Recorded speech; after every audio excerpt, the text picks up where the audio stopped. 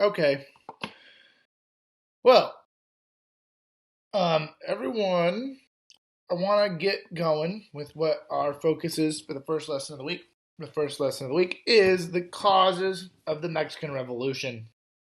Frick yeah, let's go Mexico.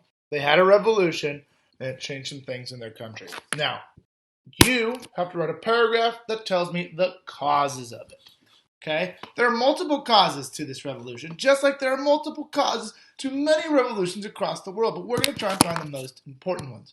Why were people angry enough, upset enough, discontented enough to go overthrow their government? Well, that's what you're learning. So last time you did the Mexican Revolution, it was a long time ago. You need to go review your notes on that because you watched about 25 minutes of a video and wrote some notes on the causes of the Mexican Revolution.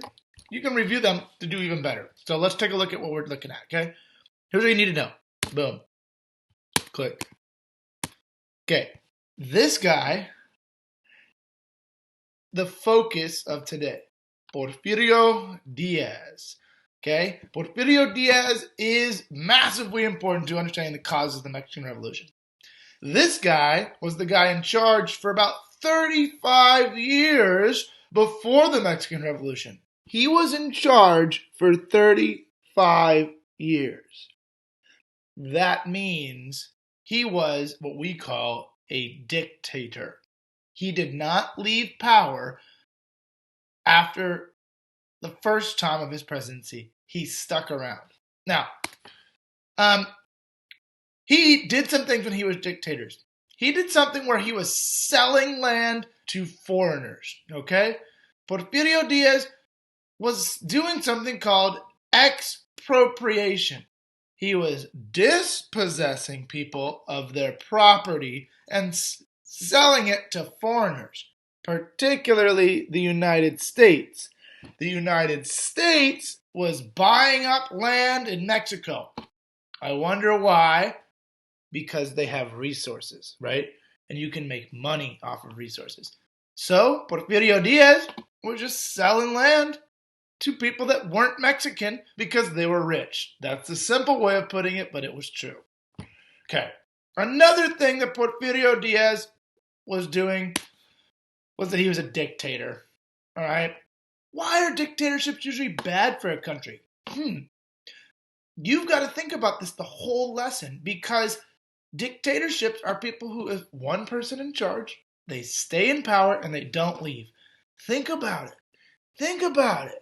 Our president can only stay for 8 years. That's because we're afraid of having dictators. There are rules in place.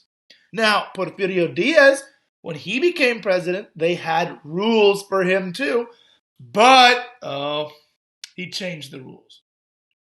Porfirio Diaz changed the rules of Mexico to make him stay in power. Think about it today. Why would that be a bad thing for a country? Specifically, why was it bad for Mexico that Porfirio Diaz didn't give up power for 35 years?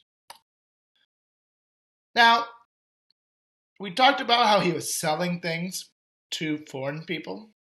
And this is a big deal.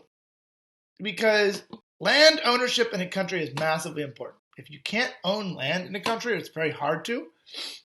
People are going to get poor and have to rely on the landlords, right? So I want you to pay attention to what's going on with land ownership in Mexico during this revolutionary period. What is Diaz doing that is making people upset? And what is its connection to land ownership? Okay? So your job today is to focus on the causes. I kind of outlined 3 causes. Right? That this guy was in charge of. So when you write your exit ticket, you need to use evidence from the text. You need to watch the videos that I put up. Make sure you do that to have the best exit ticket because we need to go through the T format and I'm expecting good results. All right. Goodbye, and I will talk to you later.